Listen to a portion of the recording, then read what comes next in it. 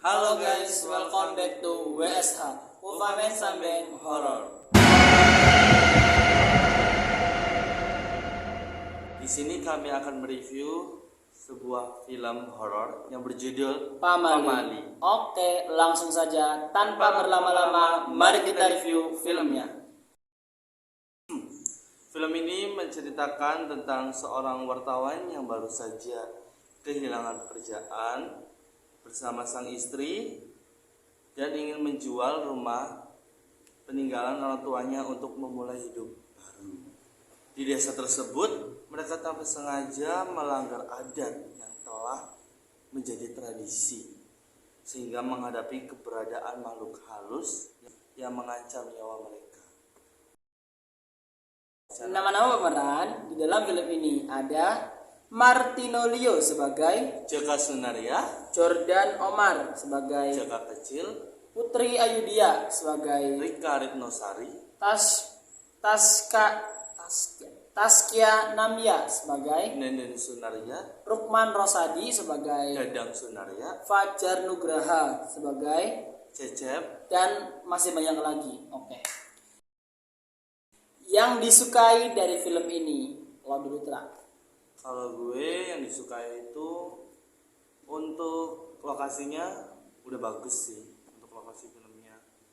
Iya gak sih? Dari rumahnya tuh ya udah kelihatan tua, tapi untuk properti lainnya sih, pendukungnya sih kurang maksimal banget gitu. Tapi udah bagus sih. Apalagi?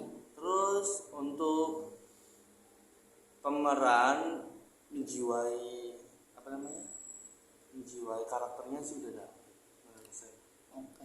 Kalau gue yang disukai film yang mengambil atau mengangkat tema lokal, kayak semacamnya judulnya aja Pamali.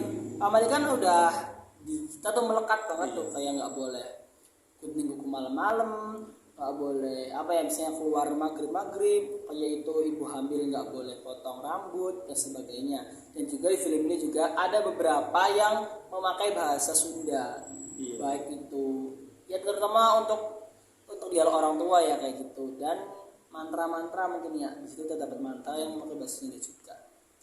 Terus yang disukai juga unik karena jarang-jarang loh ini film tuh alurnya maju mundur. Oh iya sih. Nanti flashback lagi, nanti sekarang lagi kayak gitu. Tapi keren sih. Transisinya tuh ingat Ivana, jadi halus banget. Ya gitu. Hal yang tidak disukai di film ini, kalau menurut lo apa? Kalau menurut gue sih yang tidak disukai itu karena ini alurnya maju mundur, jadi terkesan si sutradara itu emang niat ingin menampilkan flashback. Jadi flashback itu datangnya emang dari pikiran sutradara, bukan dari tokoh lain, kayak tokoh itu menceritakan dunia kayak gini. Tapi yang bikin kayak gitu juga karena si adegan flashback itu gak ada yang mengetahui. Iya. Walaupun ya Cecep tahu, cuman dia juga menyembunyikan kan, ngasih taunya di akhir itu juga. Jadi walaupun alur maju mundur unik, tapi alur mundurnya itu ya dipaksa, yang niat menampilkan itu sutradara, bukan dari omongan tokoh lain atau dari mimpi atau kesurupan. Jadi enggak seperti itu yang kurang suka. Dan ini nih, walaupun sih yang kurang suka ya yang mengganjal nih, ini sebenarnya serem. Maksudnya kan terjebak di rumah bersama setan. Tapi entah kenapa yang gue rasain ini tuh kurang serem, kayak kurang mengancam gitu. Jadi tuh mereka kan tinggal di situ, niatnya menunggu orang yang beli rumah, ya bapaknya Jaka. Tapi mereka juga kan tahu, terutama si Rika dihantui penampakan. Mereka kan, tapi alasan mereka buat bertahan tuh karena ingin menunggu yang beli rumah. Karena si Jaka kehilangan pekerjaan, udah gak ada uang. Nah, menurut gue alasan mereka tetap menunggu orang pembeli itu kayak kurang. Jadi mereka diteror oleh si Nenden juga, menurut gue sih kurang serem.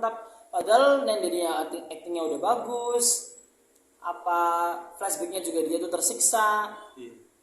Terus itu juga yang bikin kurang serem tuh, bikin kurang tegang. Nenden kan menurut gue nih balas dendamnya tuh bukan ke Jaka, bukan ke Rika, tapi enggak. Oh iya. Mungkin saya bunuh diri jadi Nah mungkin yang misalkannya karena dia bunuh diri jadi roh jahat. Secara kan di flashbacknya dia tuh kayak benci ke bapaknya, ya ke ibunya juga bisa. Soalnya kan ibu bapaknya juga udah meninggal gara-gara Nenden juga. Nah menurut gue nih Nenden menghantui Jaka sama Rika tuh agak kurang ngena aja gitu alasannya. Alasan Jaka sama Rika juga tetap dia di situ tuh. Terus Jaka juga sepertinya kayak nggak berusaha nyari kerjaan lain gitu. Jadi dia tuh harapannya kayak cuman satu-satu di rumah itu buat nunggu pembeli kayak gitu. investasi. Mungkin yang kurang suka karena itu kurang mengancam, kurang serem aja bagi gue yang nontonnya, ada yang ganjel seperti itu. Kalau lo Kalau menurut gue sih si Nenden kan katanya itu sinden. Nah, Nah, iya tapi betul. nggak ditunjukkan bahwa dia tuh menjadi sinden apa. Dia tuh nyanyi. Nah, kan ini durasinya pendek ya film nih Sejam tergolongnya. setengah Nah, lah. kalau enggak tuh dikasih kayak adegan nyanyi si Nendennya supaya mempercayai gitu. Nah, terus yang kedua lagi masih bingung kan katanya keluarga Terpandang. Nah, kok tinggalnya sendirian gitu.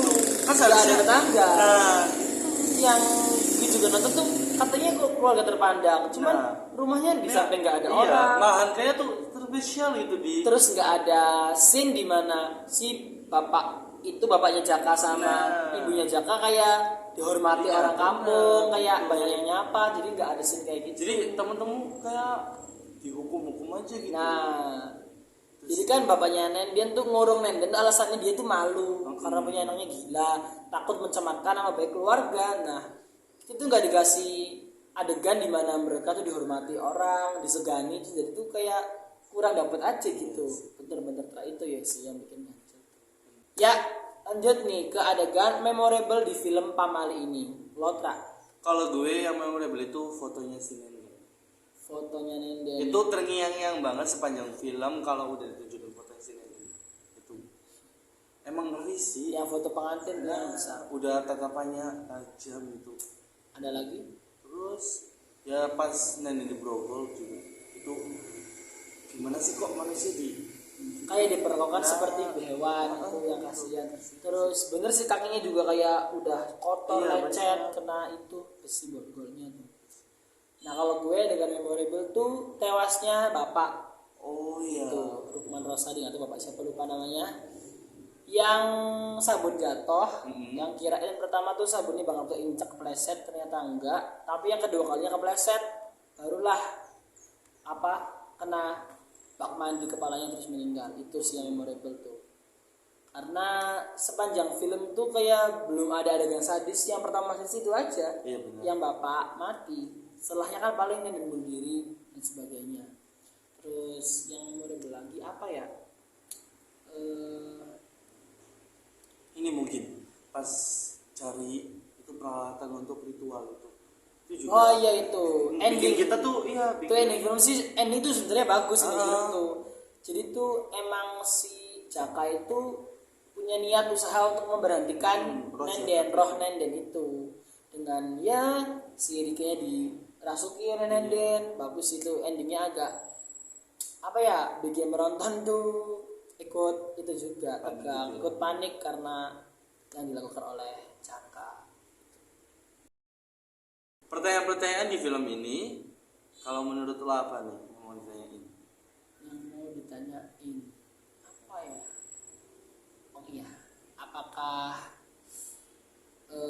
yang ending, kalau kalian nggak mau spoiler ya berhenti aja, ini udah spoiler sih. Banyak sih. Iya, yang di ending tuh yang Rikanya pendarahan tuh, itu tuh kita kurang puasnya tuh apakah dia tuh mati atau hanya pendarahan mau lahiran ya. Karena kalau orang hamil kan wajar pendarahan tuh, bisa jadi apalagi tuh hamil tua. Terus pertanyaan juga, enggak sih masuk akal karena Rika kan malamnya dirasuki oleh Nenden, ya yang lari-lari, terus yang berkelahi itu sama Jaka yang bawa kampak semacamnya, gue juga baru nyadar dia kan bawa kandungan, apa nggak apa-apa kandungannya. Mungkin imbasnya pas di ending itu yang berdarah, tapi kita nggak dikasih tahu itu Rika tuh mati apakah selamat. Mungkin ada lanjutannya filmnya, nggak tahu. Kalau Kak, Ini ya, kalau menurut gue yang masih pertanyaan ini tuh, ini kenapa pamali itu kurang dijelaskan sih, bahwa itu pamali gitu, nggak boleh gitu. Jadi kayak misalnya Nenden kan hamil dia motong rambut. seolah tuh langsung ke arah Nendennya aja. Oh ya misalnya yang pertama tuh gunting kuku malam tuh, kan kata bapaknya pamali. Alasan pamali itu apa? Sebelumnya ada kejadian orang gunting kuku celaka atau mati, nggak dijelasin ya, Tapi langsung dijelasin pas si Nendennya gitu, udah meninggal gitu. Jadi seolah-olah Rika ini nggak boleh niru Nenden, Iya. ya kan? Kalau niru yang jadi ya kayak Nenden nantinya kayak gitu. Jadi itu sih yang kurang dijelaskan tuh, ya kan? Iya sih, betul. Kita juga jadi seolah-olah yang memulai hal-hal pamer itu Nenden, padahal kan Nenden dilarang ngelakuin itu, yang ngomongnya pamali kan pasti ada sebabnya, harusnya dijelaskan biar penonton juga tahu. Skor untuk film Pamali, kalau gue mungkin 7,5 aja dari 10. Kalau gue 7,8 dari 10. Ini menurut gue ini yang bikin gak bosen mungkin karena alurnya maju mundur. Kalau nggak maju mundur mungkin bosen sih, mungkin kayak monoton. Nah, mungkin segitu saja review film dari kami. Mohon maaf apabila ada kesalahan dalam konten ini. Sampai bertemu di video selanjutnya. Dan jangan lupa untuk like and subscribe plus share and comment konten-konten video Wolfaman Sampai. See you on the next video. Bye.